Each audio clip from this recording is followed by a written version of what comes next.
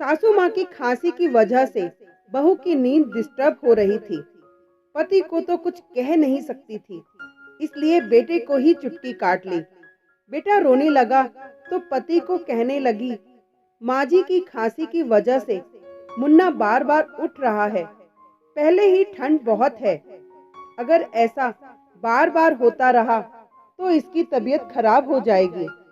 पति उठकर माँ के पास गया और माँ को डांटने लगा, लेकिन माँ की खांसी कहाँ रुकने वाली थी।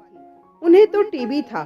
तो बेटे ने गुस्से में आकर माँ का बिस्तर घर के आंगन में लगा दिया। माँ के पास ठंड में ओढ़ने के नाम पर सिर्फ एक फटा पुराना कंबल ही था। उस दिन ठंड भी बहुत थी।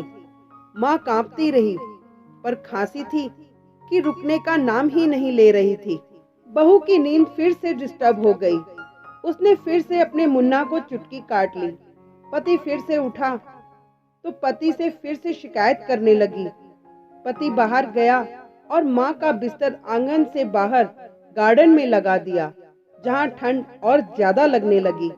बेटा अपनी माँ को एक आंख देखे बिना ही वहाँ से वापस कमरे की ओर मुड़ा तो पत्थर से टकराकर गिर गया।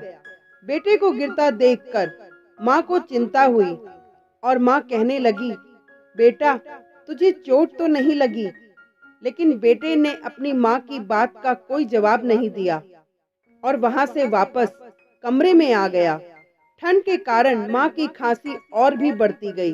कभी उल्टी होती तो कभी कभी उसकी सांस रुक जाती और पता नहीं बेचारी कब खांसती खांसती हमेशा के लिए खामोश हो गई। ठंड के कारण बूढ़ी माँ का शरीर पूरी तरह से अकड़ चुका था। सुबह उठकर बहू ने पति और बच्चे को भी नाश्ता करवा दिया और अपने आप भी नाश्ता कर लिया। उसके बाद बाहर जाकर देखा तो बूढ़ी माँ इस दुनिया से हमेशा के लिए चली गई थी। लेकिन बेटे और बहू के चेहरे पर तो कोई भी उदासी का भाव नहीं था, बल्कि वे दोनों तो खुश थे कि उन्हें हमेशा के लिए बूढ़ी माँ की खांसी से छुटकारा मिल गया। समय बीतता गया और उनका बेटा भी जवान हो गया। पत्नी तो अपने बेटे की जवानी में ही मर गई थी, लेकिन उसका पति ही बचा था। तो अब वह भी बूढ़ा हो गया था। जब उसे भी खांसी आती तो उसका बिस्तर भी वही आंगन में होता, जहां उसने अपनी माँ का बिस्तर लगाया था।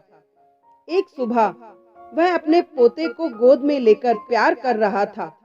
रात को बच्चा बीमार हो गया तो बहू ने सारा इल्जाम अपने ससुर पर लगा दिया और अपने पति से कहने लगी कि ससुर ने हमसे बदला लेने के लिए हमारे बच्चे को बाहर ठंड में सुला लिया और जब मैंने अपना बच्चा मांगा तो वे मुझे गालियां देने लगे और कहने लगे कि तुम मेरे पोते को मुझसे दूर कर रही हो और अब देखो इनकी वजह से हमारा बच्चा बीमार हो गया है।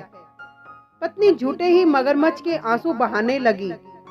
बेटे को बहुत ही गुस्सा आया और उसने अपने पिता की चारपाई आंगन से निकालकर बाहर गार्डन में लगा दी और अपने बाप को घसीटता हुआ वहां तक ले गया। बेटे की इसी तरह की रुसवाई को देखकर वह बूढ़ा बहुत रोया। फिर उसे अचानक याद आया कि उसने भी अपनी माँ के साथ यही सब किया था। उसे यह भी याद आया कि जब वह अपनी माँ की चारपाई को गार्डन में डालकर जा रहा था तो वहां पर पड़े पत्थर से टकराकर गिर गया था। तब उसकी माँ ने कहा था कि बेटा तुझे कहीं चोट तो नहीं लगी? वह बुढ़ा रात भर अपनी गलतियों को सोच सोच कर बहुत रोता रहा और अपनी माँ को बार बार याद करता रहा। वह सुबह उठकर हमेशा के लिए वृद्धाश्रम चला गया और सोचने लगा कि कहीं मैं भी अपनी माँ की तरह ठंड में ठिठुर ठिठुर कर मर गया तो कहीं मेरे बेटे के साथ भी वही ना हो जो मेरे साथ हुआ। मैं अपने बेटे से दूर रहूंगा और अपने पोते के प्यार से वंचित रह लूंगा, क्योंकि मैंने भी अपनी माँ को अपने प्रेम आदर और सम्मान से वंचित रखा था और मैं इसी लायक हूँ। यही मेरी सजा है। अपनी जिंदगी में हम जैसा भी करते हैं, अच्छा या बुरा, वह घूमकर वापस हमारे पास ही आता है। इसलिए हमें अच्छे कर्म करने चाहिए